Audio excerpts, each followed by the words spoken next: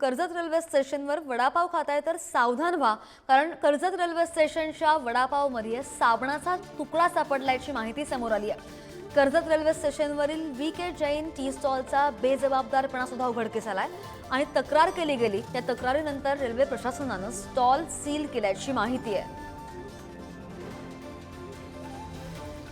बातमी पाहतोय कर्जतमधून आणि कर्जतमध्ये रेल्वे स्टेशनवर ही घटना घडलेली आहे। वडापावमध्ये साबणाचा तुकडा आढळलेला आहे। कर्जत रेल्वे स्टेशन जवळील VK जैन हा टी स्टॉल आहे आणि या टी स्टॉलचा बेजबाबदारपणा आता समोर आलेला आहे। तक्रार केली गेली आणि या तक्रारीनंतर रेल्वे प्रशासनाने स्टॉल सील केल्याची माहिती आहे।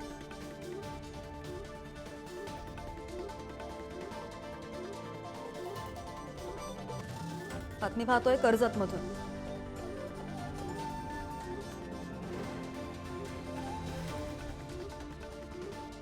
कर्जतमधून आपण ही बातमी पाहतोय। कर्जत रेल्वे स्टेशनवर वडापावमध्ये साबणाचा तुकडा सापडलाय।